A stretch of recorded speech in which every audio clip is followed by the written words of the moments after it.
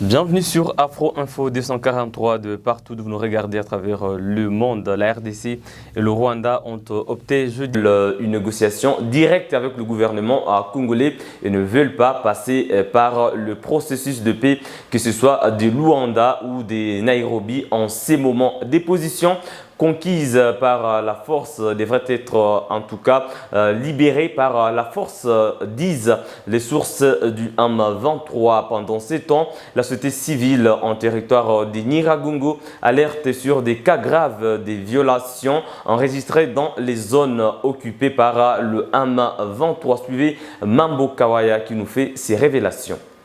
La situation humanitaire des déplacés de Kanyaruchinya, de Serre, de Bosco, mais aussi d'autres déplacés qui se trouvent dans les familles d'accueil reste toujours très préoccupante. C'est-à-dire avec la saison pluvieuse que nous traversons actuellement, en tout cas, nous enregistrons beaucoup de cas de décès, surtout du côté des enfants, où ces enfants ne supportent pas vraiment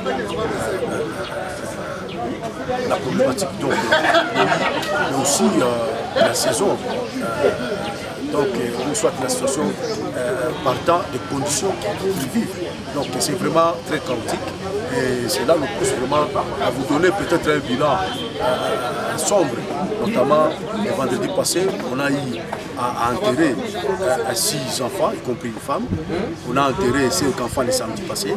On a enterré 5 enfants encore le dimanche. On a enterré 4 enfants le lundi. Et vous savez qu'il y a 4 personnes qui ont été foudroyées, parmi lesquelles on a enregistré 3 cas de décès, y compris une femme qui était enceinte. Donc la situation reste toujours préoccupante, partant des conditions de vie qui mènent ces déplacés. Donc il y a lieu de demander vraiment au gouvernement et ses partenaires d'accentuer l'aide au profit de ces déplacés.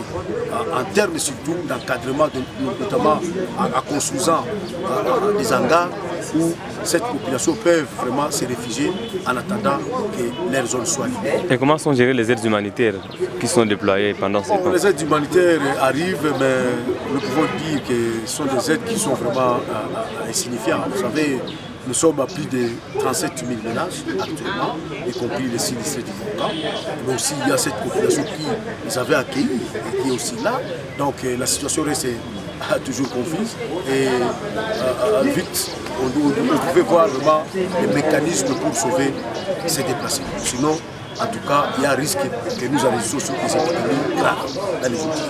Et à l'occasion du lancement des 16 jours d'activisme pour la lutte contre les violences basées sur les genres, nous allons parler des conditions des femmes qui vivent dans des camps des déplacés de Kanyaruchinya, notamment en territoire de Nyiragongo, des déplacés évidemment qui ont fui des affrontements entre le M23 et les forces armées de la République démocratique du Congo. Quelles sont les actions envisagées? Suivez Madame Nelly Keya, activiste des droits des femmes en province du Nord Kivu. Ce jour d'activisme est dans un contexte particulier. Il y a des déplacés, parmi lesquels des femmes à Kanyaruchinya. Comment se passe la prévention des violences faites aux femmes dans ces milieux en ce moment? Ou quelles sont les actions que vous envisagez mener pour y arriver? Donc nous sommes en train de voir déjà notre prise en compte de besoins spécifiques de femmes.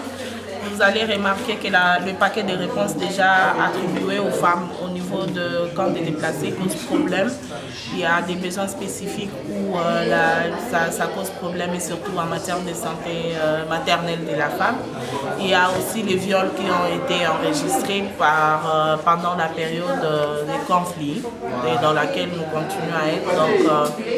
Et nous continuons à condamner ce qui se passe.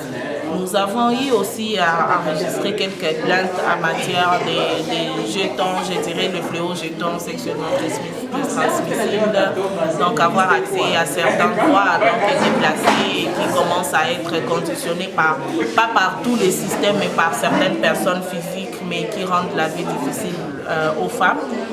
Et donc, c'est important de comprendre que la protection de la femme et de la jeune fille dans cette situation particulière, elle est importante. Le fait de ne pas avoir accès à tous les services de base suffisamment, ça fait assez que certaines jeunes filles se livrent aussi à...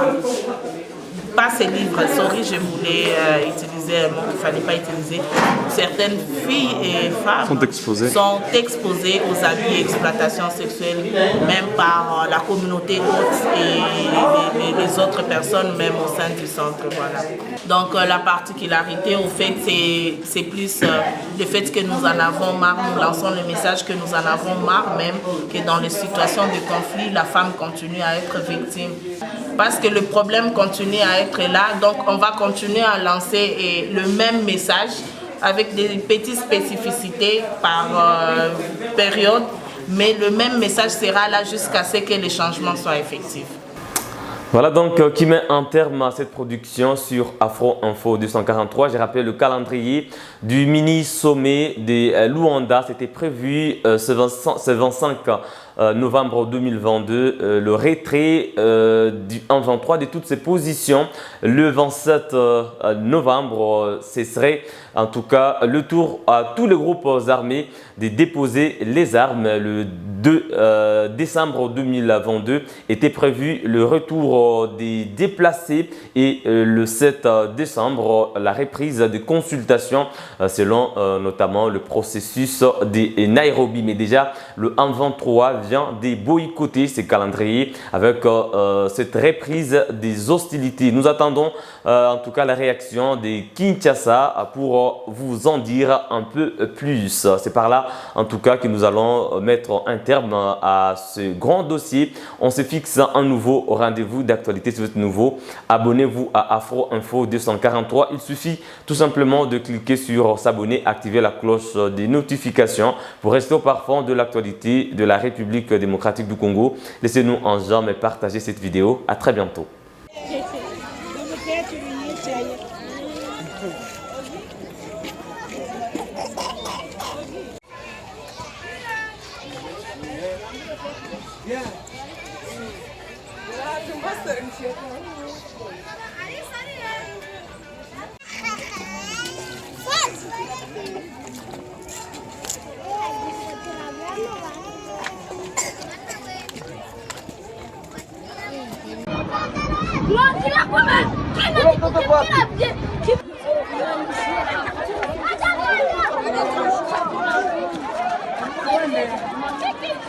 Sio kazi tunafanya.